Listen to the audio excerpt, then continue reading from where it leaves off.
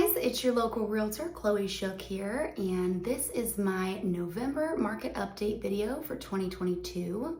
So if you want to know exactly what's going on with the real estate market and the economy from not only a national perspective, but also from a local perspective, stay tuned. If this is your first time on my channel and you want to know all there is to know about the real estate market, specifically in the Southwest Florida area, please make sure you subscribe.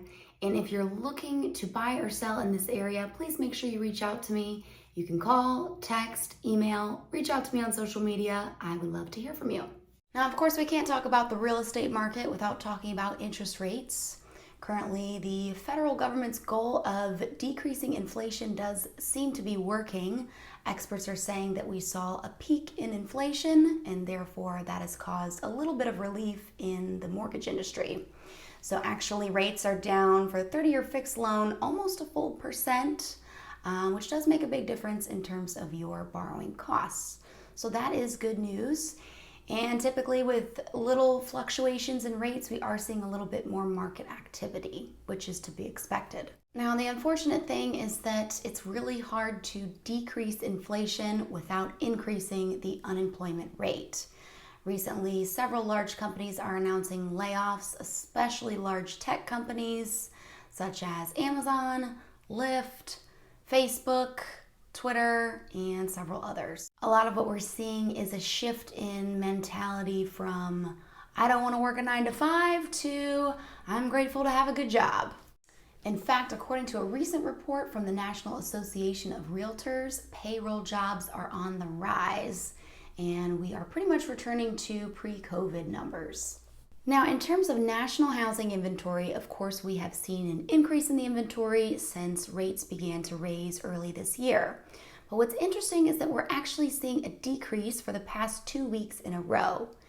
Now, remember that inventory can be affected by the number of listings or the number of buyers that are active in the market.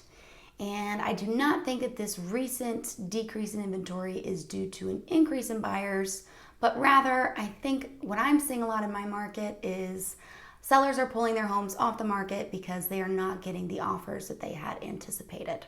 So decrease in inventory due to fewer listings.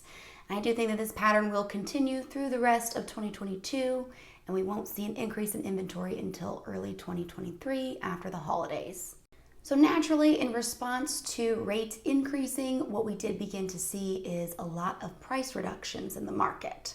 It does appear that those price reductions have peaked. So that, along with the decrease in inventory, indicates that there's not a huge wave of supply coming. There's not a whole bunch of distressed properties that are ready to hit the market like what happened in previous cycles. I also wanted to share an interesting statistic from the National Association of Realtors.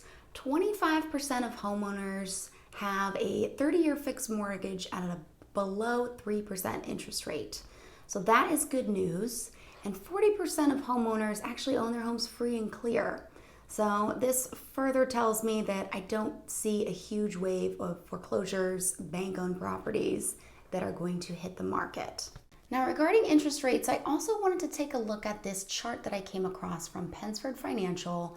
They actually did a study of the past several market cycles and how long it usually takes before the Fed starts to lower rates again. Now, they found that on average, from the time of the first rate hike to the time of the first decrease in rates was about 2.2 years. With another average about 8-month time where rates are staying pretty flat. So now this is a good argument for some of those adjustable rate mortgages, of course, with caution and understanding how those work. Logic tells us that if the average period of time is about 2.2 years, then certainly if you did a 5-1 ARM, rates would be lower and you would be able to refinance, if you're looking at this from a pattern and logical standpoint. Overall, it does appear that the Fed's mission to decrease inflation by increasing interest rates is working. I just hope that they have enough patience to realize that it's working and they don't take it too far. Now, in terms of the local market data, what we're seeing in the Naples area pretty much mirrors what's going on nationally, except we don't necessarily see that decrease in inventory just yet. If we take a look at this graph of new listings versus inventory, we can see a decrease in the number of listings there in the green and a huge jump in the inventory. So what's going on? The market is asleep. And that's not very exciting. But what is interesting is to look at Naples compared to the Fort Myers area, which was a little bit more heavily impacted by Hurricane Ian. If we take a look at the same data plotted for the Fort Myers area, what we can see is an increase in the number of listings from October to November, yet we see a decrease in the inventory. So that means that there are more opportunities, more listings, and people are taking them. Now, a lot of these are homes that were flooded or have some damage that will need to be repaired. And these buyers are likely investors or people looking to kind of redevelop that area. Now, I would not really call this an unusual market here in Southwest Florida. This is typically what happens. It's slow until after the holidays, and that's when our season starts and things begin to pick up again. Now, what does all this mean for buyers and sellers? Is it, as a buyer, is it better to take an opportunity now while there's less buyers in the market, or should you wait for more listings to pop up?